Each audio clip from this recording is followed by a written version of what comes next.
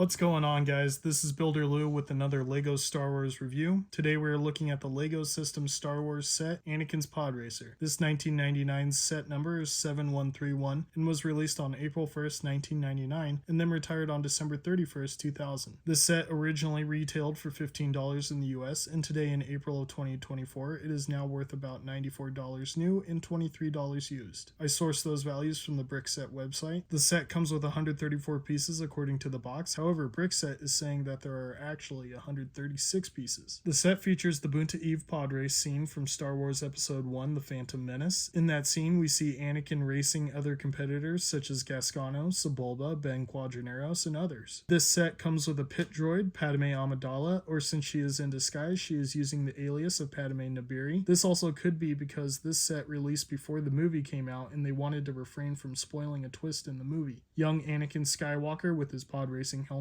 Anakin's flag stand for his Podracer, and Anakin's Podracer. All of these are appropriate and belong in this set in my opinion. On the front side of the box in the top left corner we see the LEGO System logo. On the right side of the front we see the 1999 LEGO Star Wars logo for the Phantom Menace. Under the LEGO logo we see the set number of 7131, and under that it reads Building Toy. Towards the bottom left we see the piece count of 134, which again is disputed by the Brickset website, stating that there are actually 2 more pieces to be found. Next we see the set name, which is Anakin's Podracer. For the box art in the center of the front, we see Anakin speeding through the race in his Podracer. We see a pit droid trying to get out of the way so he doesn't get run over by Anakin. To the right, we see Padme standing next to Anakin's flag, cheering him on or looking in distress. On the top of the box, we see the set number of 7131, the LEGO System logo, and it reads Instructions included for main model. It was made in Denmark and distributed in the USA by LEGO System Incorporated. Next, we see 2 links, one that takes us to the LEGO website and one that takes us to the official Star Wars website. Lastly, we see the 1999 LEGO Star Wars logo for the Phantom Menace. On the bottom of the box, we see the barcode and the trademark licensing for the product. On the right side, we see the set number of 7131. Lastly, we see this really cool picture of Anakin's Podracer in front of a glowing circle. I thought that this picture was pretty cool. On the right side of the box, we see the LEGO System logo and the set number of 7131. There is a warning stating that the set contains small parts which may be hazardous to children under the age of 3. Lastly, we see a zoomed in picture of Anakin driving his Podracer and his flag is in the background. On the left side of the box, we see the LEGO System logo and the set number once again of 7131. Mainly we see 2 pictures. The left photo shows the 3 minifigures standing next to each other in different poses. In the background you can see the Podracer and the flag stand blurred out. If you have noticed, they have used the same backdrop to showcase all of these box arts for the previous sets, such as 7101, 7111, and 7121. On the back side of the box we see the LEGO System logo for the last time and the LEGO Star Wars logo from 1999 for the Phantom Menace. Under the LEGO logo we see the set number once again of 7131. The box art on the back shows the minifigures all taking apart the Podracer and turning it into 2 different builds that this set can be turned into. One, Anakin and Padme are flying and looks like the bigger alternate build, and the other is just Anakin flying solo in a smaller alternate flying craft. Now it's time to open up the box and see what's inside. I had my friend Evan open up this set with me. I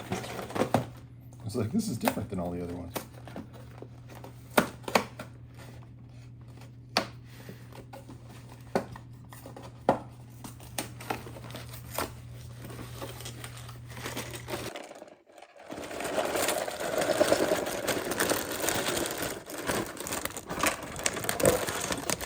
This set included 3 bags of Legos, 2 black hoses, 2 16x2 tan pieces, 1 advertisement pamphlet for other Lego products, 1 pamphlet for the Lego Club, and the instructions. On the front side of the advertisement pamphlet we see Lego Star Wars being advertised on the top. In the middle we see the LEGO System logo, and on the bottom we see Lego Rock Raiders. On the back side of the advertisement pamphlet we see Lego Technic Throwbots at the top, and then Lego Spaceport, Lego Adventure, Lego Ninja, and Lego City Center. All of these sets are from the 1999 lineup. At the bottom there is information regarding this LEGO catalog. For the Star Wars section we see the 7140 X-Wing set, the 7150 TIE Advance versus Y-Wing, the 7110 Luke's Landspeeder, the 7128 Luke versus 2 Scout Troopers riding speeders on Endor, and lastly the 7130 Snowspeeder. All of these sets are from the 1999 lineup. In the center we see the LEGO Star Wars logo from 1999, the original trilogy's version. Then we see Luke Skywalker in his pilot uniform with his lightsaber ignited. Behind him we can see Darth Vader, and below that we see 2 X-Wings chasing Darth Vader's TIE Advanced. The pamphlet for the LEGO Club features all different themes of LEGO in the LEGO Mania magazine. The pamphlet shows all different types of builds that people can put together. This pamphlet even shows Princess Leia and Boba Fett, and even sets such as 7141 and 7171. The instructions are easy to follow in this set, but sadly these instructions don't have any special pictures on the back like the previous sets have had. The back just purely shows the set as it is when it's built. Now it's time to open up these bags and get this set built.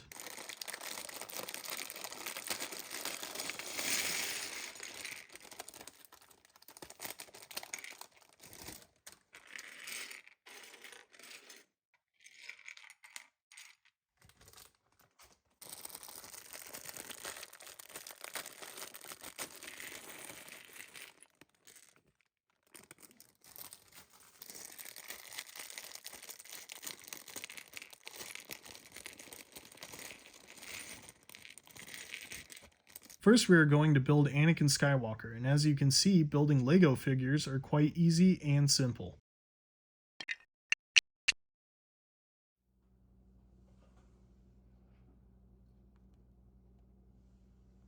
And here he is, Anakin Skywalker when he was just a boy living on Tatooine as a slave to his master Watto and living with his mother Shmi, who is also a slave to Watto. Anakin is featured in the set wearing his helmet for his pod racer. His helmet was silver in the movie with red markings, so for LEGO they did a pretty good job for accuracy back then. Anakin is shown with a smile and has freckles on his face. In my opinion, I don't think that Jake Lloyd, the actor that played Anakin in the film, had freckles that were that significant to me. But hey, great attention to detail. He has light brown eyebrows, which I think look great. Of course, for back then, the LEGO figures in Star Wars had yellow skin. Anakin did not come with any other hair, so he has to wear the helmet. Otherwise, he would be bald. He also only has one face, and the back of his head is empty. I think they nailed the clothing color for this figure, showing his clothing that he wears throughout his time on Tatooine. There is no back printing for his torso. His leg clothing matches his torso and has no printing on the front or the back. He does have adult LEGO legs since they hadn't been invented yet, so that part is not very accurate. Because of that, I wouldn't really consider him to be that great of a minifigure representation. Anakin Skywalker's minifigure number is SW0008, and he is worth around $11 new and $4 used in April of 2024. Next, for the minifigures, we are moving on to Padme Nabiri, so let's get her built.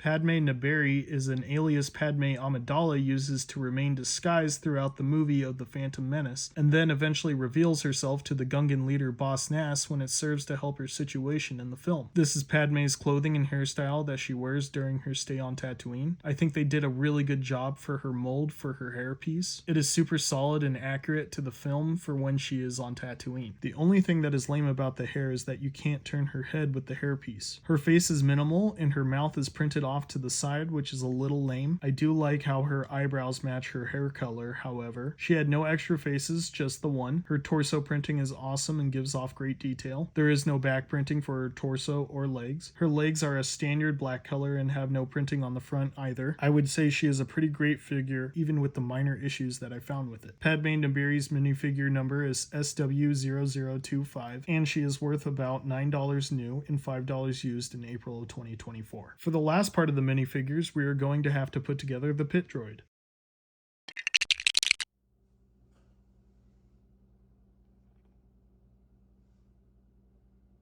The pit droid was a nice addition to the set. For movie accuracy wise, it is a little tall and not really matching the color of the ones seen in that particular film. The ones portrayed in The Phantom Menace are of a lighter brown and don't have white on them. There's not much that can be done about the height issue, and to be honest, it is a minor one. I think they got the eye part a little off since it's a clear lens with a black background, and for the LEGO figure, they went with a translucent yellow. The arms are a little flimsy and fall off easily, but I do think that they get the job done. The feet are a little weird weird to work with, but they serve their purpose as well. The droid can fold up just like in the movie, but it doesn't look all that great. Definitely a work in progress when it comes to this specific droid. It's not bad for a 12-piece build and for it to be from 1999. I still think it's awesome that at least we do get an official build from LEGO, especially since we are all still waiting on some pretty significant characters to make it into LEGO. The Pit Droid's minifigure number is SW0037 and is worth about $10 new and $4 used in April of 2024. And now we are going to move on to the structure in the set, which is Anakin's flag stand. This took 5 pieces to put together and was very easy to build. The flag is in no way accurate to Anakin's flag, but for LEGO purposes it gets the point across. Anakin's flag had a white background with blue and yellow symbols on it. This one is just a blue and yellow flag on top of each other. Lastly, we are moving on to our build of the Podracer. First, we are going to build the arcs of the energy binder in the sand, which makes the foundation of this LEGO vehicle.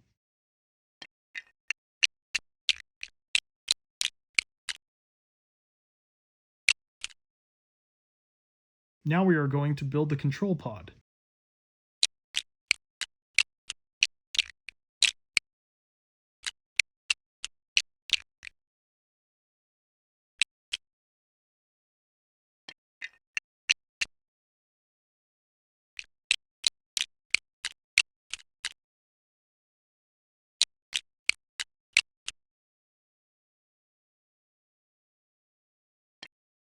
Now let's build the left engine.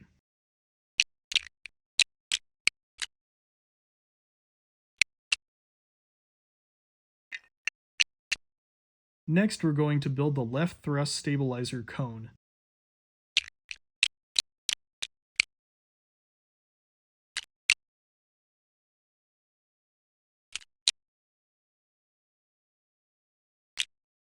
Moving on, we are going to build the right engine, which mirrors the left engine.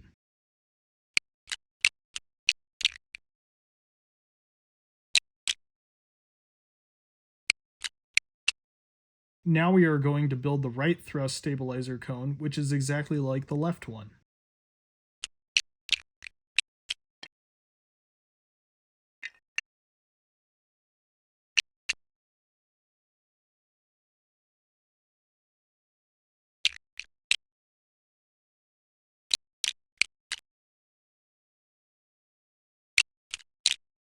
I think they did a great job putting this set together. The pod has lots of details and is very accurate to the film. The problem it does have is the arcs of the energy binders being orange instead of purple. I think Anakin looks great sitting in the cockpit of the control pod. I like the side doors the control pod has where you can put either extra pieces or tools in it. It also helps shape the pod. I love all of the printed pieces and that they really do add to the build. The color scheme is perfect and satisfies its accuracy to the film. I think the engines look awesome and that the turbines both look great along with the triple air scoops. I think it's a fantastic build for 110 pieces. Overall, I think that this set is pretty amazing. I know it has its issues for it being accurate to the film, but this set would have been a whole lot of fun to play with as a kid. I think that the Podracer looks really solid and the characters in the set are all very fitting. I do think that the sand part is not the best, but the set is structurally sound. The only flimsy parts are the air scoops in the front. They all easily pop off just by bumping them. Overall, I'm rating this set a 9 out of 10. I think this is a fine addition to the growing collection. The next set that I am going to be reviewing is the 7141 Naboo Fighter, so keep an eye out for that one as I am still going through the 1999 sets of Star Wars Episode 1. For this last part, I want to show what is being added to the collection. First we added Anakin's flag, then the Pit Droid, and then Padme.